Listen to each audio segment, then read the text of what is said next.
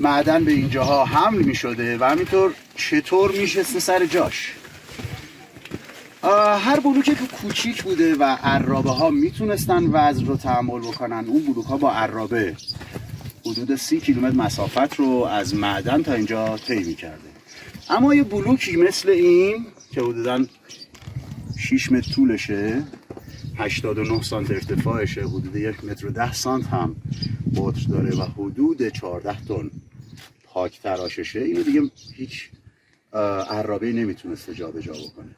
اینا رو روی زمین یه سری میله فولوله ها، اما توپر هل میدادن، میذاشتنش روی اون مثلا 20 تا میله فولادی. یه تعداد انسان یا نیروی حیوانی از جلو میکشیدنش، یه تعدادم با اهرم و دیلم از پشت هل میدادن. ما یه نقش برجسته از آشور داریم تقریبا همسن و سال هخامنشی ها یا حتی 100-200 سال قدیمی تره. اونجا تو اون نقش برجسته میبینیم دارن یه لمسو رو جابجا میکنن. لمسوها میشن همون نقوشی که مثلا توی دروازه ملل میبینیم، نقش های ترکیبی حیوان و انسان. یه لمسوی خیلی بزرگه، حدوداً یه تیم 60-70 نفرن و چندین گاو نری که اون جلو دارن میکشن. چند لایه تناب تو چند جای سنگه برای اینکه زوایای مختلف رو بتونن کنترل بکنن و هر تنابی دست یه عده است. از جلو میکشن، یه تعدادم اون عقب با دیلم دارن هل میدن. یه گروه هم فقط کارشون اینه میله رو از پشت بردارن ببرن جلو، میله رو بردارن اینجوریه که 30 کیلومتر راه رو بلوک رو میرسونن اینجا. اما میدونیم توی کاوش های پارسه و همینطور شوش، آبادانای شوش، قرقره کشف شده. برای همین تصور این که دیگه جرثقیل رو میشناسن سخت نیست.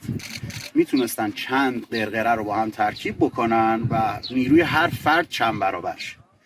یه نقش برجسته داریم، اینو یادم نیست روم باستانه یا یونان، همسن و سالهای دوره هخامنشیه و ما میبینیم جرثقیل دارن، بازوهای چوبی بلند، چندین قرقره ترکیب شده، تناب دور هر قرقره چرخیده رفته بالا اومده و برای جابجا کردن تناب دیگه لزوما از دست استفاده نمیکنن. یه محور افقیه، دو طرفش 2 تا چرخ بزرگ شبیه چرخ آسیابه، آدم‌ها توشن دارن پا میزنن.